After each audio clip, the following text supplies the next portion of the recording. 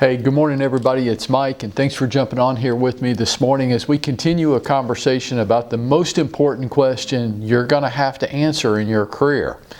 And if you can't answer this question, things are going to get tough. And that is, who is going to buy and sell homes with you this year? Like, you need to be able to tell me, and it better be pretty specific, and if it's not, you better have a ton of money to market yourself. Who's going to buy and sell homes with you this year? What I'm trying to do this week is give you some examples, not that you should emulate what they've done, but to give you some examples of what people have chosen that it's worked for and how they came about choosing that. So today I'm going to give you 5 examples, okay? Number 1, you already know Bob Clarkson, right? So Bob focuses on FSBOs and expireds.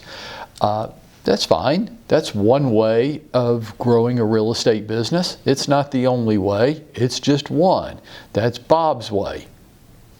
Kim and Liz work together as partners, and they focus on what we typically call in this business a geographic farming strategy.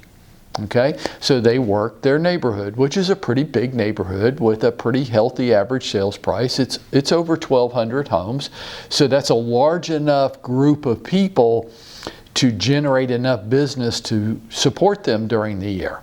I mean, if it was like my neighborhood's 49 homes. We might have 1 sale a year, maybe. Kim and Liz, they're going to have 20 to 25 sales a year in a normal year. So there's enough there at a high average sales price to support their business. But see, I don't think it's really geographic farming.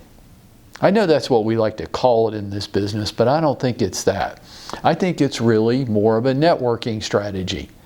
And their networking group just happens to be the people that live in their neighborhood. Because if you spend any time talking to them, they're going to tell you in its most simplest form what their entire strategy is. They need to get to know everybody in the neighborhood, and the people they don't know are very unlikely to choose them when the time comes.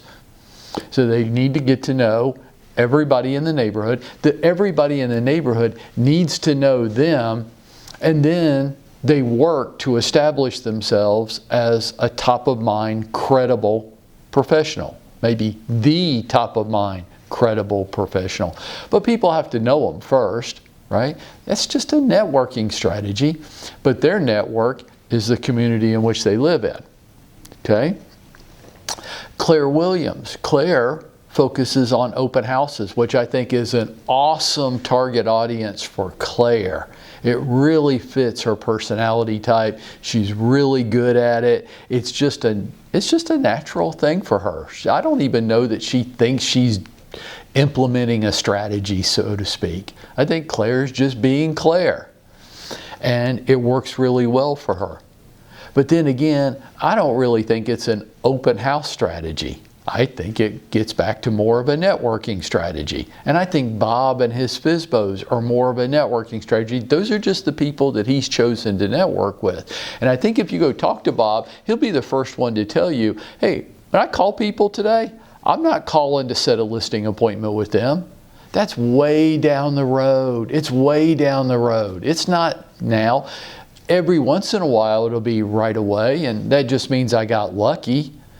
I have to keep contacting them, keep staying in front of them over and over again so that they'll remember me? No, they're never going to remember him. That he happens to implement his follow-up touch with them about the time they became ready to actually list their home. And because they think all real estate agents are the same, pretty much the next competent agent who doesn't fumble over themselves that contacts us is probably who we're going to agree to meet with.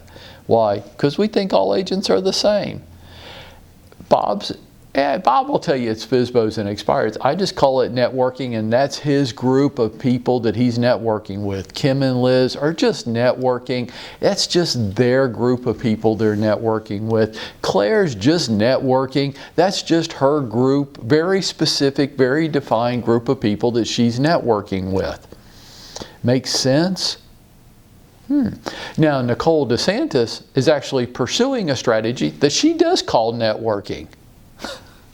See, the others call it something else, and they may or may not realize that what they're really doing is getting to know a large group of people and staying in contact with them in a relevant way over and over again, which is networking. Nicole actually calls her networking, and she'll go to networking groups. Rip will do something similar, networking groups like a BNI leads group or a Chamber of Commerce events or certain other professional groups that get together with the entire intent of professionals getting to meet each other and swap services.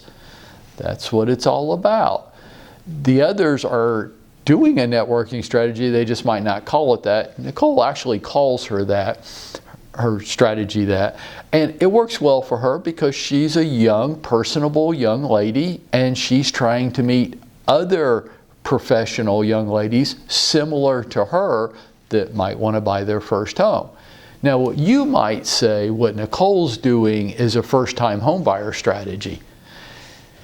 Yeah, I mean, kind of, but what she's really doing is a networking strategy, and within the large group of people that she's exposing herself to over and over and over again, there are first-time homebuyers in there.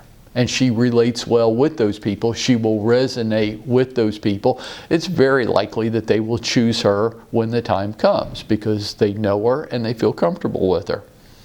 Does it make sense? Okay. Now, tomorrow I want you to tune in because I'm going to tell you about what I think a revelation that Steve DeNino and I had. Yep, Stevie D. And yesterday in a coaching session, I think we might have uncovered something that I think Steve was excited about. I know I'm excited about because when the natural fit appears, when truth is spoken to us, we just know it somehow. It's like, damn, that's right. That's what it is.